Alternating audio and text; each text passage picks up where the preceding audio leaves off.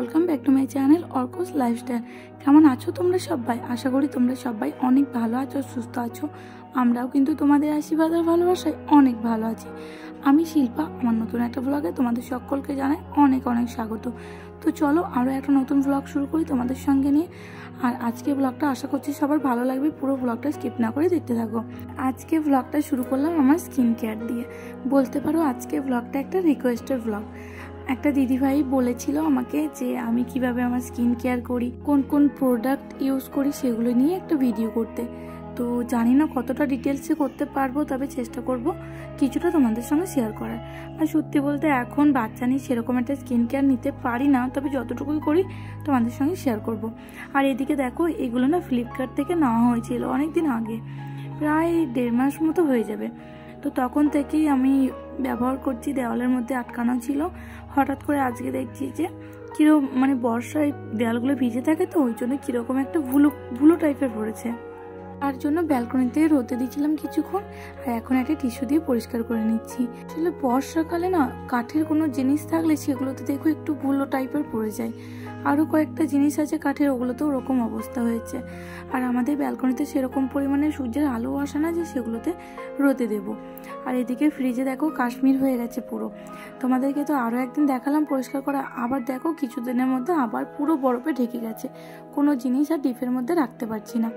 ওইটাই অর্কর পাপা ছাড়ি দিচ্ছে, আর আমি এই যে বেশি নিয়েছে ফেলছি। আজ সকাল থেকে উঠে কিন্তু অর্ককে ব্রেকফাস্ট করানো হয়ে গেছে, আমাদের ব্রেকফাস্ট করা হয়ে গেছে। এখন দুপুরে রান্না করার জন্য ঘরে চলে এসেছি। আজকে তোমরা হয়তো সকলেই বুঝতে পেরেছো যে আজকে কি রান্না হতে চলেছে।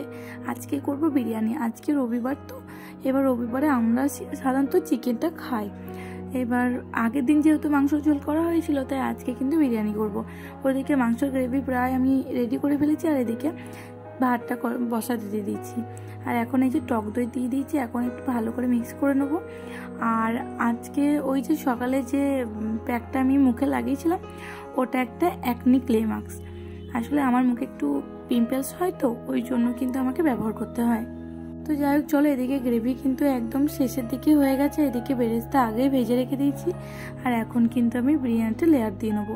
বিরিয়ানির রেসিপি কিন্তু ডিটেলসে আর শেয়ার করলাম না, কারণ এর আগে আমার চ্যানেলে অনেকবারই দেখানো হয়েছে, তাই আজকে আর ডিটেলসে কিন্তু তোমাদেরকে বললাম না। তো আমার বিরিয়ানি রেডি হয়ে গেছে। আর বিরিয়ানি করলে কিন্তু একটু তাড়াতাড়ি খাওয়া দাওয়া করে নিই, জানো তো। এখনও স্নান করে নিয়ে এদিকে খাওয়া দাওয়া করতে চলে এসেছি। অর্কর পাপা বললো যে স্নান করে নাও, একবারে খেয়ে দিয়ে নেবো। আর আমার পক্ষে সম্ভব নয় বিরিয়ানি হলে আর অপেক্ষা করা, ওই জন্য আগে খেয়ে নেবো, তারপরে স্নান করবো। এমনিতে আমার অন্যদিন স্নান করতে অনেক লেট হয়, তো আমার সেই অভ্যাসটা আছে। আর এই যে দেখো বিরিয়ানিটা কত সুন্দর দেখতে হয়েছে, দেখো একটা ভাতও কিন্তু ভেঙে যায়নি। টেস্ট এত সুন্দর হয়, বিশ্বাস করো রেস্টুরেন্টে গিয়ে খাই তো একদম ভালো লাগে না। এবার মাঝে মাঝে মনে হয় ঠিক আছে চলো, বাড়িতে আর করতে ইচ্ছে করছে না, তখন যেতে হয়। অর্ককে কিন্তু খাবার খাওয়ানো হয়ে গেছে, তবে বিরিয়ানি আমাদের সঙ্গেও একটু খাবে। এই যে প্লেটের মধ্যে নিয়ে নেওয়া হয়ে গেছে, চলে এসেছি এখন টেবিলে। তো চলো এখন খাওয়া দাওয়া করে নিই। অর্কর পাপাকে তো দিয়ে দিয়েছি, এখন আমার জন্য নিয়ে নেবো। আর বিরিয়ানিটা এখনও গরম আছে, এই মাত্র হয়েছে। আর অর্ক কিন্তু খাবে বলে একটু ঝাল কমই দেওয়া হয়। ও আসলে বিরিয়ানিটা খুব পছন্দ করে। রেস্টুরেন্টে যখন খাই না, তখন একটু ওর ঝাল লাগে, ওই জন্য ঝালটা একটু কমই দেওয়া হয়। অন্য কোনো খাবারে ওর অতটা আগ্রহ থাকে না যতটা বিরিয়ানিতে থাকে।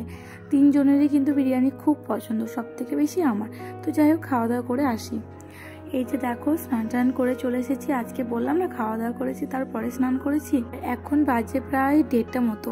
সকাল থেকে কয়েকটা জামা কাপড় ভিজিয়ে রেখেছিলাম, সেগুলো কাঁচা হয়ে গেছে, ব্যালকনিতে মিলেও দিয়েছি। আর অর্ক শরীরটা কিন্তু কালকের থেকে একটু ভালো আছে। আসলে কাল থেকে কিন্তু ওকে নিয়ম করে ওষুধ খাওয়ানো, ওর যত্ন করা, সব কিছুই কিন্তু কাল থেকে ভালোভাবেই করেছি। ওর যত্ন কিন্তু আমি বরাবরই ভালোভাবেই নিই। এবার 2-1 ঠান্ডা তো লাগবেই, তাই না ছেলেদের, একবার তো শরীর খারাপ হবেই। তো যাই হোক, এখনও শরীরটা ভালো আছে দেখে আমাদেরও মনটা বেশ ভালো।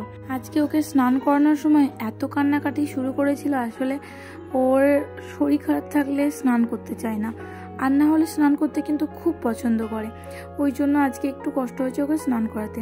তো এইদিকে দেখো আমি তো স্নান করে চলে এসেছি, আর এখন কিছুটা স্কিন কেয়ার করব, ওটাই শেয়ার করব। তো মুখের মধ্যে অ্যাপ্লাই করেছি একটা টোনারটা কিন্তু গুড ভাইবসের। আর এখন ইউজ করছি লিপ বাম, সুগারের লিপ বাম। আর মুখের মধ্যে যে টোনারটা ইউজ করেছি ওটা গুড ভাইবসের। আর এখন চলো সিঁদুরটা পরে নিই। আর আমি ফেস ওয়াশ, টোনার, মাস্ক সবগুলো কিন্তু গুড ভাইবসের ইউজ করি, বেশ শ্যুট করে আমার। আসলে আমার অয়েলি স্কিন তো, অ্যাকনি প্রোন স্কিন, ওই জন্য আমার না সব জিনিস শ্যুট করে না গো, ওই জন্য একটু ভেবে চিন্তে নিতে হয়। আর এখন এই যে নিভিয়া সফট একটা ক্রিম ইউজ করছি। আমি ক্রিমটা খুব কমই ইউজ করি, খুব একটা ইউজ করি না গো। তো ক্রিমটা ইউজ করার পরে এখন ইউজ করব সানস্ক্রিন। ল্যাকমির যে 50+ সানস্ক্রিনটা আছে ওটাই কিন্তু এখন ইউজ করে নিচ্ছি। এটা কিন্তু আমি প্রত্যেক দিন ইউজ করি। আর পুরো স্কিন কেয়ারটা কিন্তু একটা ভ্লগের মধ্যে দেওয়া সম্ভব নয়, আস্তে আস্তে অবশ্যই চেষ্টা করব কি আমি প্রোডাক্ট ইউজ করি সবগুলোই। এদিকে স্নান টান করে তো এখন ব্যালকনিতে কিছু জামা প্যান্ট মেলা ছিল, সেগুলো নিয়ে চলে এসেছি। এখন ভাঁজ করে নেবো। সবগুলোই কিন্তু অর্কর, আর আমাদের যেগুলো থাকে সেগুলো কিন্তু এই মাত্র পরিষ্কার করে মেলে দিয়ে এসেছি।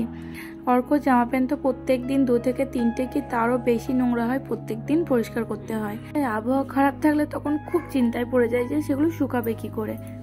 তবে এখন কিন্তু ওয়েদারটা আমাদের বেশ ভালোই আছে, আগের থেকে একটু গরম পড়েছে ঠিকই।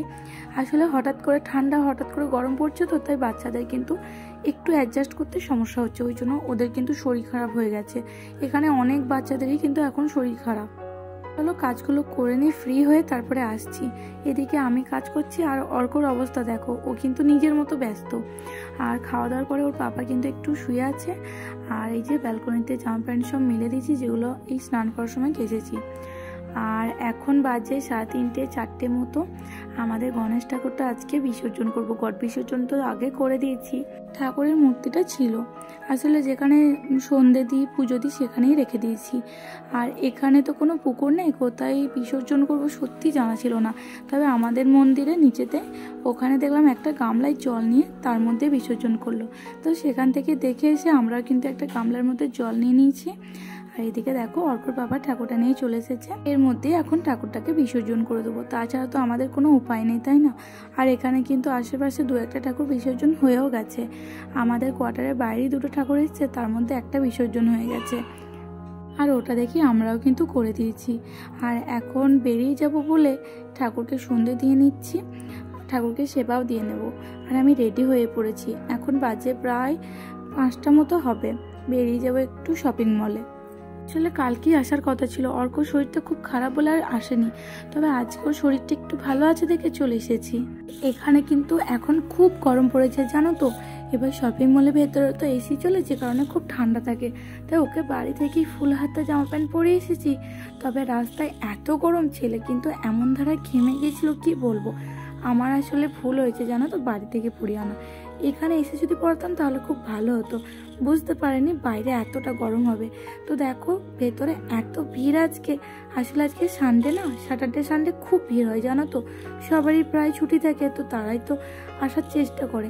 আমাদেরও যেমন অর্কর পাপা কিন্তু সবসময় ছুটি পায় না, তাই আজকে ছুটি পেয়েছি দেখে চলে এসেছি। কেনাকাটা যা করার করে নিয়েছি, এখন চলে এসেছি আইসক্রিম খেতে। আর আমি আইসক্রিম নেবো, অর্কর জন্য নেওয়া হচ্ছে পপকর্ন।